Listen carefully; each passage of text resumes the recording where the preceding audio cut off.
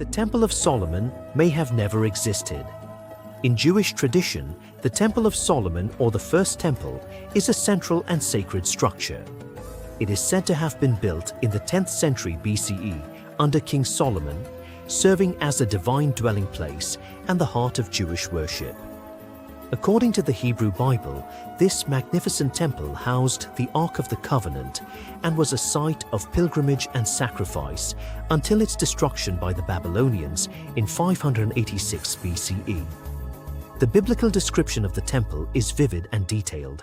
We read in 1 Kings 6:1-38 about its intricate design, its vast courtyard, and the grandeur of its gold-covered inner sanctum. For believers, this account is not just a historical narrative. It is a foundational element of Jewish identity and spiritual heritage. However, when we look for concrete evidence of the temple's existence, the picture becomes less clear. Despite extensive archaeological efforts in Jerusalem, no direct evidence of the Temple of Solomon has yet been unearthed. Excavations on the Temple Mount are restricted due to political and religious sensitivities, which complicates the search for physical remains. While some artifacts and structures from the period have been found in surrounding areas, they do not conclusively point to the existence of Solomon's temple itself. One of the most compelling pieces of indirect evidence comes from the Teldan Stele, an Aramaic inscription dating to the 9th century BCE discovered in northern Israel. It mentions the House of David, providing external corroboration of a historical Davidic dynasty, which lends some credence to the biblical narrative of Solomon as David's successor. Yet this evidence does not confirm the temple's existence. In 2003, the Israel Antiquities Authority announced the discovery of a small ivory pomegranate, which some believe to be a relic from the temple, as it bore an ancient Hebrew inscription suggesting temple service. However, subsequent analysis revealed that the inscription was likely a modern forgery, casting doubt on its authenticity as evidence. The strongest counter-argument to the temple's existence is the lack of corroboration from contemporary sources outside the Bible.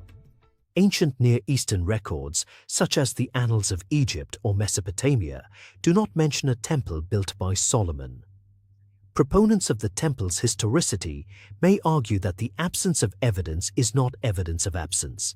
They suggest that records could have been lost over millennia, or that neighboring cultures might not have considered Solomon's temple significant enough to document. Yet we must dismantle this counter-argument with specifics. The absence of external references is notable because other significant structures and events from the same era are well documented in external sources.